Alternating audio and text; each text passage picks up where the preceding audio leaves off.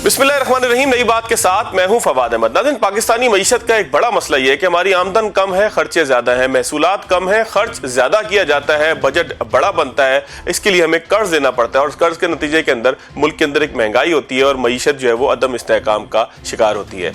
Tax और महसूलात के मामलात को कैसे बेहतर किया जाए, नई हुकूमत के लिए क्या चैलेंजेस होंगे, क्या मामलात होंगे, आइंदा बजट के अंदर टैक्स के मामलात को किस तरीके से देखा जाएगा कि एक आम आदमी के ऊपर, टैक्स दहिंदा के ऊपर कम से कम बोझ बढ़े और टैक्स नेट को बड़ा किया जा सके। इस्लाहात क्या क्या हो सकती है। हमारे साथ मौजूद है ज़ीशान मर्चेंट साहब, प्रोग्राम के पहले मरहले के अंदर।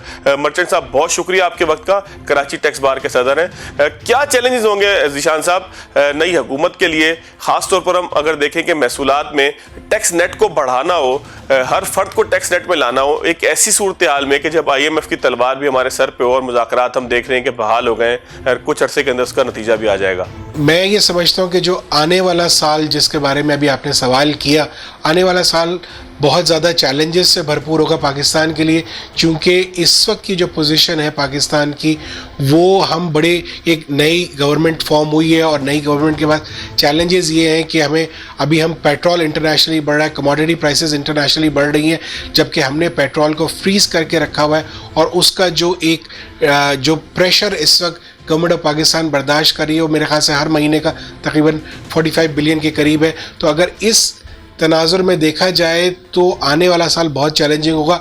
अलबत्ता ये भी यहाँ बताना बहुत ज़रूरी है कि जो इस साल का FBR का टैक्स टारगेट था, रिवाइज्ड टैक्स टारगेट जो 6.1 ट्रिलियन का है, मार्च तक के जो शुमारे आए हैं उसमें ना सिर्फ हमने उस टारगेट को अचीव किया है बल्कि हमने उसको एक्सीड किया है।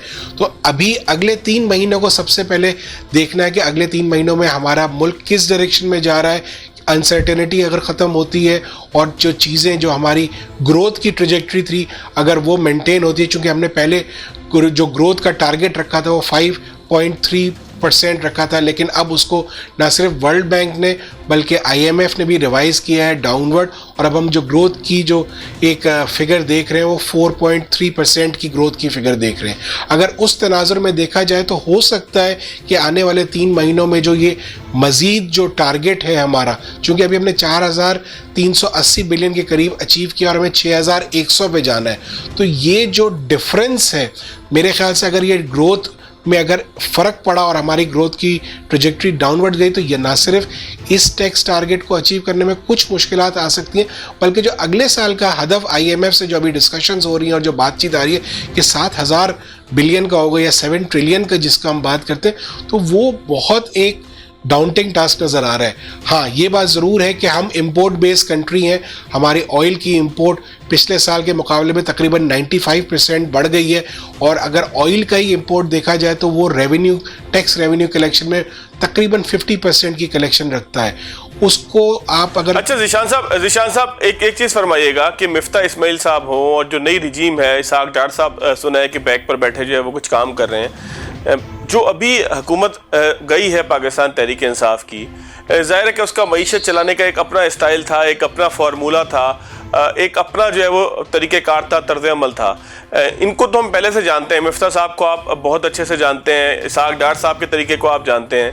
अगर दोनों का कंपैरिजन किया जाए तो आपको क्या लगता है कि किन इंडस्ट्रीज़ को छूट मिल सकती है आने वाले बजट में, किन लोगों को छूट मिल सकती है और कहाँ पर जो है शिकंजे को मज़ीद मजबूत किया जा सकता है?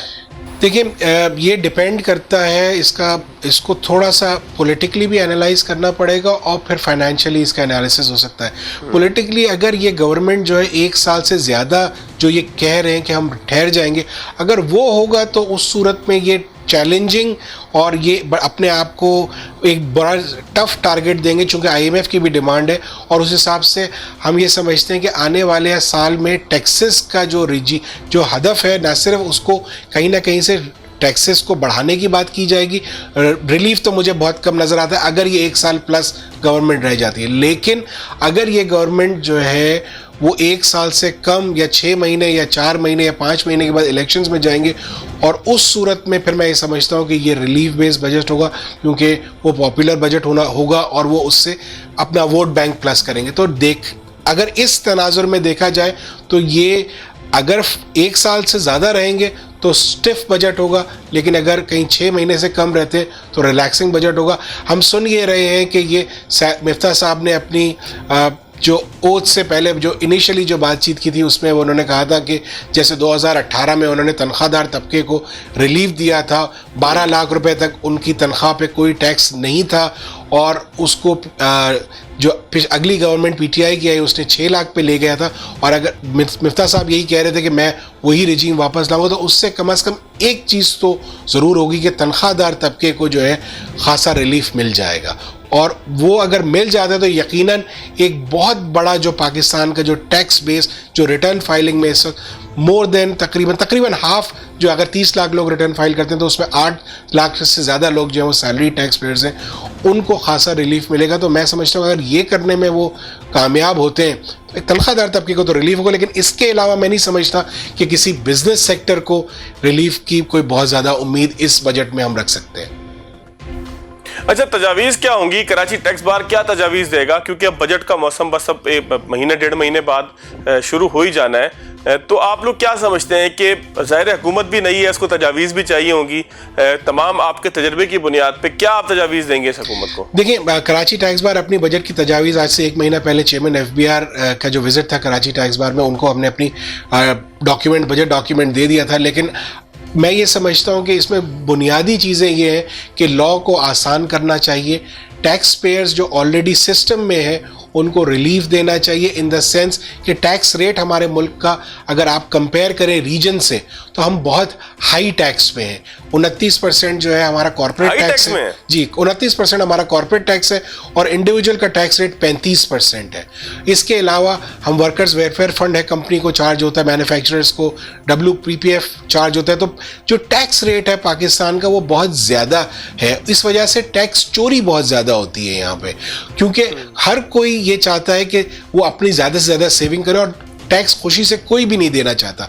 तो अगर टैक्स रेट कम होगा तो यकीनन वो फिर ज़्यादा हिट नहीं करेगा। आप ये देखिए कि रीजन में हमारा जो सेल्स टैक्स का रेट है 17% एक, और अगर हम अनरजिस्टर्ड को वो सेल करते हैं तो 3% दूसरा, तो 20% जो है वो सेल्स टैक्स रेट है। 5% इंपोर्ट पे, 5.5% इंपोर्ट पे टैक्स लग जाता है। तो ये बहुत हाई रेट्स हैं। अगर ये हायर रेट्स रहेंगे तो ना सिर्फ ये टैक्स चोरी और अंडर इनवॉइसिंग को जो है वो प्रमोट करते हैं, बल्कि लोग सिस्टम में आने से घबराते हैं, क्योंकि आप जब भी कोई हायर टैक्सेशन रिजीम रखेंगे तो लोग कतराएंगे, लोग भागेंगे, और जब लो टैक्स रिजीम होगा तो किसी को उससे फ़र्क नहीं पड़ता। तो मैं ये समझता हूँ कि आने वाले वक्त में गवर्नमेंट को बहुत सीरियसली चाहिए कि वो अपने जो टैक्स का स्ट्रक्चर है, देखिए 2 तरीके से टैक्स आप हासिल कर सकते हैं, एक टैक्स के निज़ाम को आसान बना के, और एक बिजनेस को, जो बिजनेस की मेथडोलॉजी है। देखिए, हम बुकिश टैक्स की जो किताब है वो बुकिश नॉलेज पे बेस करती है, प्रैक्टिकलिटी से कहीं कहीं बहुत ज़्यादा दूर है। हमारे यहाँ जो बिजनेस होता है वो पर्चियों पे होता है आज भी, हमारे यहाँ जो बिजनेस होता है वो ज़बान पे होता है आज भी। लेकिन लॉ ये कहता है कि हर चीज़ को डॉक्यूमेंट करें, लॉ ये कहता है कि हर चीज़ का हिसाब रखें। तो उसके लिए आपको लोगों को ट्रेन करना पड़ेगा। लोग अभी इस चीज़ के यूज टू नहीं है। अलबत्ता हर कोई हिसाब अपने पास रखता है, लेकिन उस सिस्टम में आहिस्ता आहिस्ता लेके आना चाहिए। एक आपके पास कोई 3 या 5 ईयर प्लान होना चाहिए। इसके साथ साथ मैं ये समझता हूँ कि जो सूबे वर्सेस जो आपका फेडरेशन का जो इस वक्त का मसला चल रहा है उसको सॉल्व होना बहुत ज़रूरी है, क्योंकि इस वक्त गुड्स पे जो टैक्स है वो फेडरेशन लेती है, और सर्विसेज पे जो टैक्स है वो सूबे लेते हैं, और सूबे 4 जो सूबे आपके हैं वो उनमें आपस में भी हम आहंगी नहीं है। एक तो सूबों में आपस में हम आहंगी नहीं है, और फिर सूबे वर्सेस वफाक में भी कहीं ना कहीं हम आहंगी नहीं है। तो अगर इसको जो है, अगर ये जो नई गवर्नमेंट है अगर इस पर फोकस कर ले तो ये बहुत अच्छा होगा। हम आहंगी ना होने का नुकसान किसको उठाना पड़ता है? टैक्स पेयर को उठाना पड़ता है, और कौन उठाएगा नुकसान? गवर्नमेंट भी नुकसान उठाती है, टैक्स पेयर भी उठाता है, दोनों उठाते हैं। तो कोई सिस्टम को चक्का दे के निकल जाए, वो यही होता है ना। लोग कोर्ट्स में चले जाते हैं, लोग स्टे ले लेते हैं। अब एग्जाम्पल ले लीजिए, आप एक छोटी सी एग्जाम्पल ले लीजिए कि अगर एक जो रेस्टोरेंट की सर्विस है उसमें झगड़ा चलता है हमेशा, या अगर टेक्सटाइल मैन्युफैक्चरिंग है और जो वो फैशन जो रिटेल आउटलेट्स अपने रखते हैं उनमें झगड़ा चलता है। प्रोविंस कहता है कि जी ये फैशन डिज़ाइनिंग है, FBR कहता है जी ये मैन्युफैक्चरिंग है, आपस में झगड़ा है। रेस्टोरेंट वो कहते FBR कहता है कि जी ये गुड्स बना के बेची जाती है, लॉ नोटिफिकेशन ये मौजूद है कि ये सर्विसेज है, दोनों जो है वो झगड़ा है। तो ये इन इश्यूज को जब तक ठीक नहीं करें, टेलीकॉम का एक अलग इशू है, अगर जब तक इन इश्यूज को रिजॉल्व नहीं किया जाएगा तब तक तो लोग सिस्टम को डॉज देंगे कि भाई आप डिसाइड कर लें हमें टैक्स किसको देना है। और उसी वजह से ये जो लिटिगेशन है वो जन्म देती है, लिटिगेशन के बाद स्टे आ जाते हैं, स्टे आने के बाद जो है वो रेवेन्यू स्टकअप हो जाता है। और आपने यकीनन आपने पढ़ा भी होगा और आपने इस पर यकीनन प्रोग्राम भी किया होगा कि एफबीआर का इस वक्त कई हजार बिलियन का रेवेन्यू कोर्ट्स में स्टे की सूरत में स्टक हुआ है। तो क्या ही बेहतर होगा, क्या ही बेहतर होगा कि इन इश्यूज को रिजॉल्व किया जाए, जो जायज टैक्स है टैक्स पेयर को बुला के उससे डिस्कस करके वो टैक्स ले लें और बाकी टैक्स को कहीं ना कहीं छोड़ दें, ताकि पैसा जो फंसा हुआ है साल से वो आना शुरू हो जाए और टैक्स पेयर को भी आसानी मिले और गवर्नमेंट भी जो है अपने टैक्स रेवेन्यू को ज्यादा से ज्यादा कलेक्ट कर सके। बहुत शुक्रिया जीशान मट्टर साहब। नाज़रीन, यहाँ एक ब्रेक लेते हैं, ब्रेक के बाद आगे की तरफ। ब्रेक के बाद खुशामदीद। पाकिस्तानी टैक्स रेवेन्यू का तकरीबन $9 मिलियन यानी कि 1/3 हिस्सा OICCI और उसके मेंबरान अदा करते हैं। हमारे साथ मौजूद है मोहम्मद अमीन साहब, एंग्रो कॉर्पोरेशन से उनका ताल्लुक है, जनरल मैनेजर हैं, लेकिन OICC की नुमाइंदगी करते हुए, ओवरसीज चैम्बर की नुमाइंदगी करते हुए उनको क्या मुश्किलात दरपेश हैं, ओवरसीज इन्वेस्टर किस तरीके से बढ़ सकता है, किन मुश्किलात को अगर दूर किया जाए तो पाकिस्तान के अंदर कारोबार के ऐसे मौके आ सकते हैं कि जिससे पाकिस्तान के टैक्स रेवेन्यू के अंदर इजाफा किया जा सकता है। अमीन साहब, बहुत शुक्रिया आपके वक्त का। अमीन साहब, क्या तजावीज़ हैं, क्या मुश्किलात आपको ऐसी आती हैं ओवरसीज को कि जिसकी बुनियाद पर हम ये देखते हैं कि पाकिस्तान में कारोबार के मौके मुश्किल से मुश्किल तर बन जाते हैं? क्या तजावीज़ आपने पेश की हैं सिंध रेवेन्यू बोर्ड को इस हवाले से? इस हवाले से हमारी जो प्राइमरी रिकमेंडेशन थी in terms of ease of doing business, हमने उनको यही रिकमेंड किया है कि आप जो हमारे पास जो सेल्स टैक्स स्पेशली की जो कंप्लाइंसेस हैं पाकिस्तान में, बिकॉज ऑफ मल्टीपल सूबों में हमारे मेंबर्स ऑपरेट करते हैं, MNCs हैं, पूरे पाकिस्तान में ऑपरेशंस हैं, तो उनको कंप्लाइंसेस और फाइलिंग में बहुत ज़्यादा दिक्कत का सामना करना पड़ता है। तो इस हवाले से हमने लास्ट टाइम FBR ने इनिशिएटिव लिया था सिंगल रिटर्न का, उसमें अभी भी चैलेंजेस आ रहे हैं और अभी भी जो है ना प्रोविंस लेवल पे कंप्लाइंसेस चल रही हैं। तो हमारी यही रिकमेंडेशन है कि इन इशूज़ को रिजॉल्व किया जाए और जो है ना दूसरा जो है ना उसको ताकि जो है ना कंप्लाइंस की कॉस्ट कम होती जाए। इसके अलावा इसके अलावा हमारी काफ़ी सारी रिकमेंडेशन थी प्राइमरीली ऑन द राउंड के अभी हमारे पास पाकिस्तान का specially even in Sindh the problem है कि टैक्स बेस बहुत छोटा है। तो टैक्स बेस को बड़ा करने के लिए हमारे पास बहुत सारे एवेन्यूज अवेलेबल हैं। स्पेशली आप अगर फॉलो करें, रिसेंटली FBR और नाजरा ने एंगेजमेंट शुरू की है। हम ये रिकमेंड कर रहे हैं कि SRB को भी कि उस डेटा को यूज़ करें और डेटा एनालिटिक्स को यूज़ करते हुए जो बर्डन है टैक्स बेस को बड़ा करें ताकि एग्जिस्टिंग टैक्स पेयर्स के ऊपर से बर्डन कम किया जाए। आई थिंक इस एफर्ट्स के थ्रू टैक्स बेस इंक्रीज करके जो है ना SRB रेवेन्यू को भी बढ़ा सकती है और ऑब्वियसली जो एग्जिस्टिंग टैक्स पेयर्स पे बर्डन है वो भी कम किया जा सकता है। इसके अलावा सर सिंध में एक और जो सबसे बड़ा चैलेंज हमारे मेंबर्स को आता है कि सिंध में हमारी असेसमेंट हमने की थी, बेहतर 20 से 25 डिफरेंट टाइप्स ऑफ टैक्सेस हैं जो लगते हैं एक एंटिटी पे सिंध के अंदर, और हमारे मेंबर्स ज़्यादातर जो है वो सिंध में ऑपरेट करते हैं, सिंध में उनकी मैन्युफैक्चरिंग फैसिलिटीज़ हैं। तो हमने ये रिकमेंडेशन की है SRB को कि आप इन जितने मल्टीपल टैक्सेस हैं, from sales tax, from labour taxes, from registration taxes, from property taxes, हमने इनको ये रिकमेंड किया है कि आप इन सबको सिंप्लीफाई करें, नंबर ऑफ टैक्सेस कम किए जाएँ ताकि एग्जिस्टिंग टैक्स पेयर्स की कॉस्ट ऑफ डूइंग बिजनेस कम हो, कॉस्ट ऑफ कंप्लायंस कम हो, and they can operate spend more time towards business की तरफ जो है ज़्यादा टाइम लगा सकें ऑपरेट करने में। This is primarily. अच्छा अमीन साहब, ये बताइएगा कि दो अलग अलग अथॉरिटीज हों, एक फेडरल के अंदर FBR हो, सिंध के अंदर SRB हो, पंजाब में PRA हो, इस तरीके से हर सूबे की अपनी अथॉरिटी हो, इन तमाम अथॉरिटीज के साथ डील करने के अंदर, अलग अलग सिस्टम के साथ डील करने में, और ये हम ये देखते हैं कि आपस में कोई बहुत ज़्यादा सिंक भी नहीं है ये अथॉरिटीज, बहुत सारे मामला आते हैं, इससे भी आपको कुछ मुश्किलात आती हैं इस पूरे सिस्टम से? जी sir, I think this is one of the, ये सबसे बड़ा मसला है हमारा कि जो डिफरेंट प्रोविंसेस में डिफरेंट टैक्स रिजीम्स चल रही हैं, डिफरेंट इंटरप्रिटेशंस है लॉ की। तो सबसे बड़ा मसला जो हमारे लिए अभी हमारे मेंबर्स के लिए है कि हम क्योंकि हम ट्रांस प्रोविंशियल हैं, मल्टीपल सूबों में ऑपरेट करते हैं, तो हम पे टैक्स लगाने का इख्तियार किसका है। अगर फॉर एग्जांपल हमारे सिंध में लेबर टैक्स है, पंजाब में भी लेबर टैक्सेस हैं जिसको हम WWF कहते हैं, WWF जो प्रॉफिट के 2% और 5% लगता है। अब प्रॉफिट तो हमने पूरे पाकिस्तान में कमाया है, तो ये 2% या 5% हम किस सूबे को अदा करें, ये एक बड़ी कॉम्प्लिकेशन है जो अराइज हो रही है, जिसकी वजह से जिसको जो है ना जिसकी वजह से लिटिगेशन भी शुरू हो गई हैं, डिस्प्यूट्स भी शुरू हो गए हैं और मैटर जो है वो क्लोज नहीं हो पा रहा। इसी तरह के सिमिलर और भी इशूज़ हैं जहाँ पे हमारे एक प्रोडक्ट एक सूबे से निकला है और बिका जाके दूसरे सूबे के अंदर है, तो हमारी जो सर्विसेज लिए हैं एक पॉइंट ए से पॉइंट बी तक जो हमने सर्विसेज लिए हैं, उन सर्विसेज का टैक्स कहाँ जमा होगा, ये भी एक बड़ा इशू है जो जिसको सॉर्ट आउट होना है और जिसपे काफ़ी एक्टिविटी हुई है, but unfortunately for the past couple of years कोई प्रोग्रेस नहीं हुई।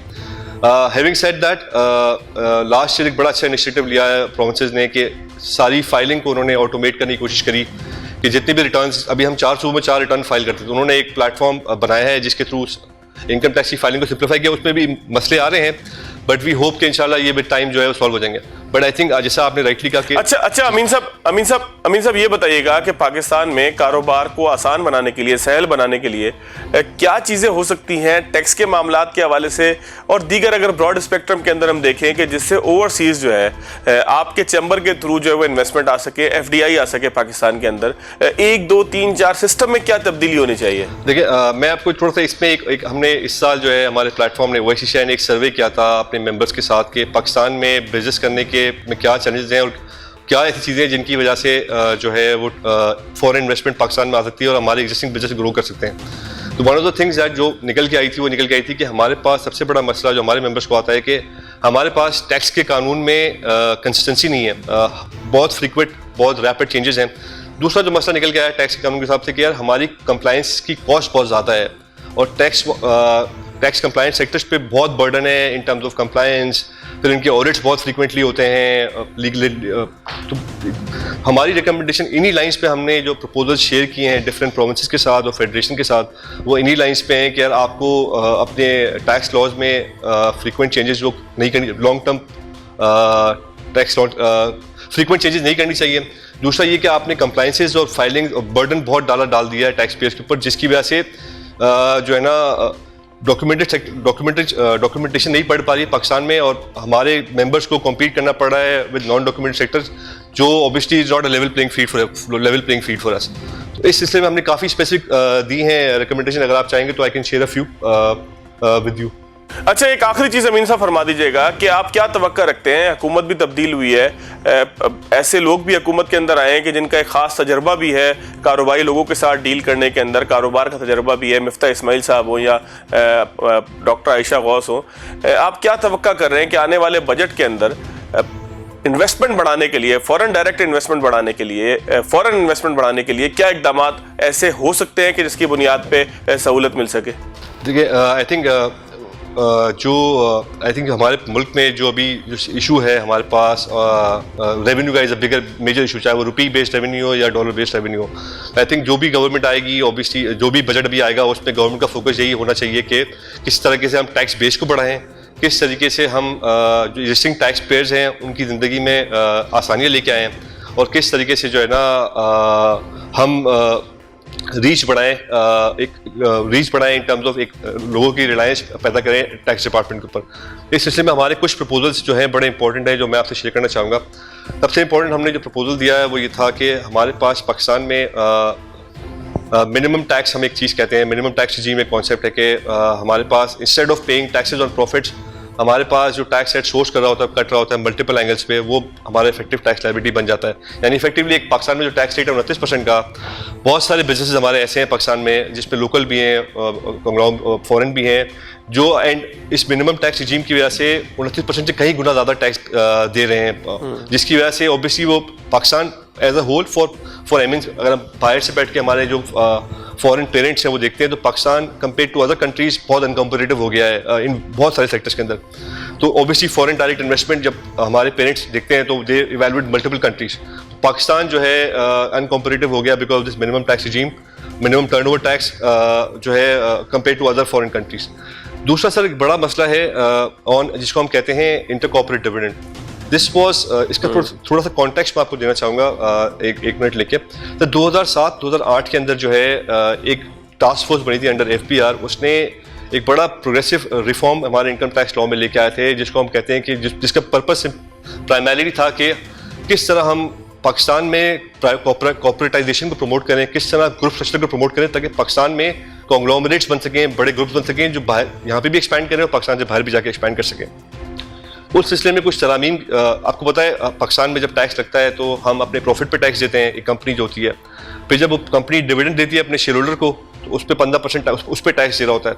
तो ये ना जब कॉन्ग्लोमरेट बनता है तो एक कंपनी से मल्टीपल एंटिटीज बनती हैं, तो ये मसला क्रिएट होता है कि जब एक कंपनी ने प्रॉफिट पर अपने टैक्स दिया और जब डिविडेंड मल्टीपल लेवल्स पे जाएगा तो एक कंपनी से दूसरी कंपनी पे आया, फिर दूसरी कंपनी से शेयर होल्डर के पास आया, तो एक डिविडेंड मल्टीपल टाइम टैक्स हो रहा है। इसको अवॉइड करने के लिए हमारे लॉ में एक रिफॉर्म आया था 2007-8 में, इंटर कॉर्पोरेट डिविडेंड का रिलीफ लेके आया गया था। अनफॉर्चुनेटली हम पाकिस्तान में कहते हैं कि this is a classic example कि हम कहते हैं इनकंसिस्टेंट टैक्स पॉलिसीज की। ये 2007 में वो आया, 2016 में उसको हटा दिया गया, फिर 2019 में दोबारा लाया गया, फिर 2021 में दोबारा हटा दिया गया। इससे इफेक्टिवली सर हो ये रहा है कि पाकिस्तान में बड़े कॉन्ग्लोमरेट्स जो ऑपरेट करते हैं, जिसमें हमारे एमएनसीज भी हैं, ऑब्वियसली लोकल कॉर्पोरेट्स भी हमारे हैं, उनकी प्रॉफिटेबिलिटी सिवियरली इम्पैक्ट हुई है। और पाकिस्तान में जो ये एक प्रोग्रेसिव रिफॉर्म था जिसका एक पर्पस था, वो पर्पस आके जो है ना वो अब हो गया। तो हमने बड़ा वैसी एक बहुत मैं आपकी बात बिल्कुल समझ गया कि पॉलिसी का तसलसल एक ना होने की वजह से भी जो इन्वेस्टर एक खौफजदा रहता है कि पाकिस्तान में इन्वेस्टमेंट करे या ना करे। बहुत शुक्रिया आपका। नाज़रीन, यहाँ पे ब्रेक लेंगे, ब्रेक के बाद आगे। ब्रेक के बाद खुशामदीद। हमारे साथ मौजूद है सैफ काज़मी साहब, माहिर टैक्स अमूर हैं। उनसे पूछेंगे कि आखिर निज़ाम में इस्लाहात की क्या ज़रूरत है कि जिसके नतीजे में जो टैक्स देने वाला है वो भी नाराज़ ना हो कि मुझे निचोड़ा जा रहा है, और जो टैक्स नहीं दे रहे उनसे टैक्स कैसे वसूल किया जाए। सैफ साहब, बहुत शुक्रिया आपके वक्त का। सैफ साहब, क्या इस्लाहात ऐसी लानी होंगी कि जो टैक्स नहीं देते, या जो हमारी मईशत के अंदर हम ये देखते हैं कि आमदन हमारी थोड़ी है और खर्चा हमारा ज़्यादा है, इसको कैसे बराबर किया जाए अगर रेवेन्यू कलेक्शन के जरिए इसको बराबर करना हो? दरअसल टैक्स हमारे लिए जो है वो एक एसेंशियल आइटम है, क्योंकि मईशत के एक बहुत बड़ा किरदार अदा करती है। It's part of your fiscal requirement. दरअसल इशू ये होता है कि बहुत सारे ममालिक के अंदर जो है वो टैक्स इनकम जो है वो एक आपका बहुत बड़ा ज़रिया होता है, और दूसरा तरीका जो फंडिंग का होता है अपने शॉर्टफॉल को, वो होता है बोरोइंग के थ्रू। ठीक। तो बोरिंग और लेंडिंग तो दुनिया भर में चलती रहती है, लेकिन हमारे यहाँ थोड़ा सा मसला बैलेंस नहीं है ना उसके अंदर। बैलेंस बिल्कुल नहीं है जी, एग्जैक्टली। हमारे यहाँ जो है वो एक टैक्स, आसान अल्फाज में कहेंगे कि आमदनी 54 है, खर्चा रुपया है। अगर 8 के ऊपर हो जाए या 12 1 रुपए के ऊपर हो जाए, ये आप आसानी से समझ रहे होंगे। आजकल के नौजवानों को 12 का नहीं पता होगा। तो ये ज्यादा आसान नहीं हो जाएगा समझने में कि 54 तो ना हो ना, कम से कम आमदन जो है वो 58 से थोड़ी सी ऊपर तो हो ना। क्या ख्याल है? दुरुस्त बिल्कुल इस तरह की बात है, क्योंकि आपका जो एक्चुअल टैक्स रेट होता है, जैसे अगर हम इनकम टैक्स की तरफ जाएं सिर्फ अभी, जो कि एक डायरेक्ट टैक्स है, तो वो आपका जो है वो यूरोप या किसी भी डेवलप कंपनी या कंट्री के लेवल से मैच करता है। अब वहाँ पर क्या होता है कि अमूमन इस तरह के जब भी टैक्सेशन होते हैं जो कि बहुत हाई लेवल के होते हैं, वो फिर रीडायरेक्ट हो जाते हैं इंफ्रास्ट्रक्चर की तरफ, जिसके अंदर आपकी जो बेसिक रिक्वायरमेंट्स हैं वो फुलफ़िल हो रही होती हैं। अनफॉर्चुनेटली हमारे यहाँ वो इस तरह नहीं होता।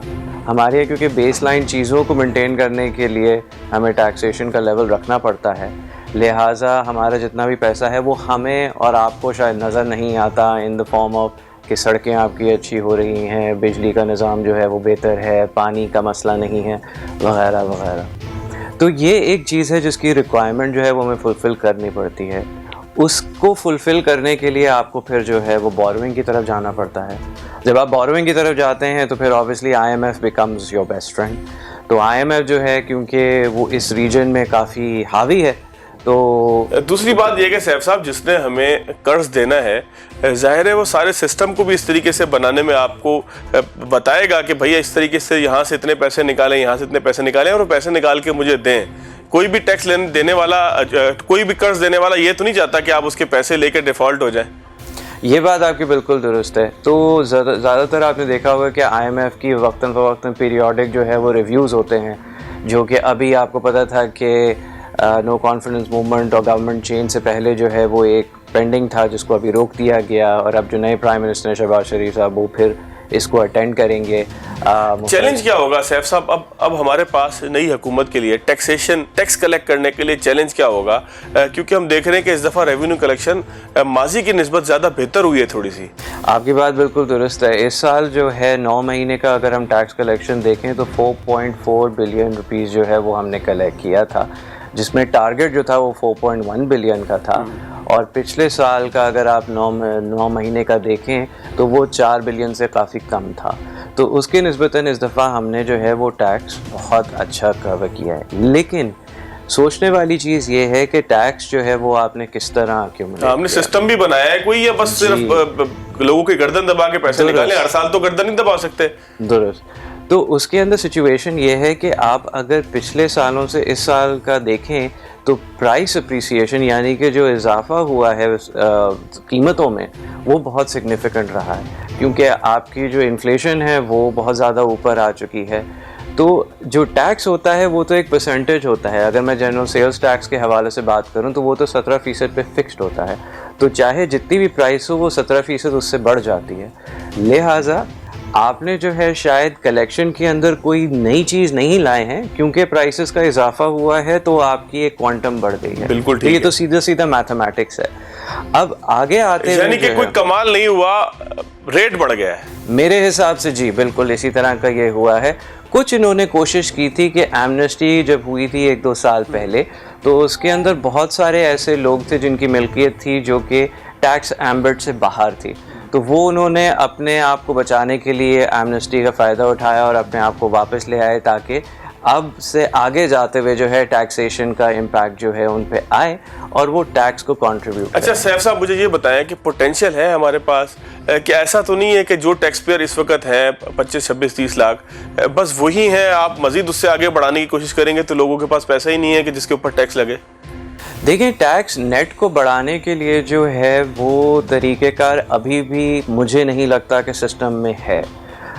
मुझे लगता है कि बहुत सारे आपको स्ट्रॉन्ग स्टेप्स लेने पड़ेंगे जिस पे आप लोगों को मजबूर कर दें कि वो टैक्स नेट के अंदर आएँ, कि वो अपना जो भी ज़ख़ीरा है उसको छुपा के ना रखें, जो हक है वो उसको आगे रखें। क्योंकि देखिए, हम जो हैं वो बहुत सारा बैक फुट पे खेलते हैं जब इस निज़ाम के वक्त आते हैं, क्योंकि अनफॉर्चुनेटली हमारा ये होता है कि हम बहुत से लोगों को खुश करने के हालत में जो है उनको छोड़ देते हैं। अगर आप दुनिया में देखें, माफियाज रूल जिसको कह लें आप, अनफॉर्चुनेटली जी जी, लेकिन अगर आप पूरी दुनिया में देखें तो जुडिशरी आपकी इतनी स्ट्रांग होती है, इंडिपेंडेंट होती है कि अगर कोई इस तरह की हरकत करे जिसमें टैक्स एवेजन हो तो उसकी जवाबदेही बहुत सख्त होती है। तो हमारे यहाँ जब तक इस तरह का कोई सिस्टम नहीं आएगा, जब तक ये ज़रूरी नहीं हो जाएगा लोगों को कि वो आके जो है आगे बढ़ के अपने टैक्सेस भरें, तब तक ये वजह ऐसी ही रहेगी सिचुएशन। दूसरा जो है, आई थिंक लोगों के हिसाब से अब ज़रूरत है गवर्नमेंट को ये दिखाने की कि भाई हम लोगों के लिए काम कर रहे हैं, उनके। अच्छा सैफ साहब, एक आखिरी चीज़ मुझे बताइएगा कि यहाँ जो मुख्तलिफ सनतें हैं या जो लोग टैक्स ऑलरेडी दे रहे हैं, उधर से भी हम देखते हैं कि एक चीखो पुकार उठती है कि जी हम पे बहुत ज़्यादा टैक्स लगे हुए हैं, टैक्स कम किया जाए, हमें ज़ीरो रेट किया जाए, हमें यहाँ पर छूट दी जाए। तो आप समझते हैं कि किसी जगह पर इस पूरे टैक्स सिस्टम के अंदर ज़्यादती भी हो रही है लोगों के साथ? उन लोगों को छोड़ दिया जाता है जो टैक्स नहीं देते, वो आराम से बैठे हुए हैं, और जो टैक्स देते हैं उनको नचोड़ा जा रहा है, ऐसा है? ऐसा बिल्कुल है कि आई थिंक क्योंकि आपके पास आइडेंटिफाइड एरियाज़ हैं जहाँ पर जो है टैक्स आपके पास आता है। एक्सपोर्टर्स को अगर आप देखें तो वो तो हमारे बिल्कुल सामने हैं, वाज़े हैं कि उनकी क्या मिल्कियत है, क्या पैसा वो बना रहे हैं, क्या उनके प्रॉफिट्स हैं। तो जी, उनके ऊपर आई थिंक अनफेयर कभी कभी प्रेशर्स आते हैं। Turn around tax, turn over tax के हवाले से भी जो इम्प्लिकेशंस लगाई थी वो भी आई थिंक काफ़ी ज़्यादा स्क्वीज़ कर गई थी, लेकिन उसके बावजूद भी हमारे सेक्टर्स ने जो है वो परफॉर्म किया है। They have made money. लेकिन आई थिंक कि बॉटम लाइन उससे ये होती है कि उनको फिर अपने जो टैक्स चार्जेस होते हैं वो एंड यूज़र्स को पास ओवर करने पड़ते हैं। तो ये होता है कि आपके और मेरे लिए जो है वो कीमतें बढ़ जाती हैं, फिर कीमतें बढ़ जाती हैं, और हमारी फिर सैलरीज या हमारी जो इनकम होती है वो उस लेवल से नहीं बढ़ती। तो इन्फ्लेशन हमारे लिए जो है हमारे पैसे की वैल्यू को कम कर देती है। चलें, बहुत शुक्रिया। कंक्लूड करते हैं नाज़रीन आज के प्रोग्राम को। जो बातें आई तमाम मेहमानों से वो यही थी, टैक्स नेट को ना सिर्फ बढ़ना चाहिए बल्कि जो जिन लोगों के ऊपर टैक्स इस वक्त मौजूद है उसको भी देखना चाहिए, उसको भी रैशनल करना चाहिए कि किस आदमी के ऊपर या किस इदारे के ऊपर या किस इंडस्ट्री के ऊपर कितना टैक्स होना चाहिए और कितना टैक्स जो है वो बर्दाश्त कर सकता है। आज के प्रोग्राम से इतना ही, अगले प्रोग्राम तक लिया दीजिए।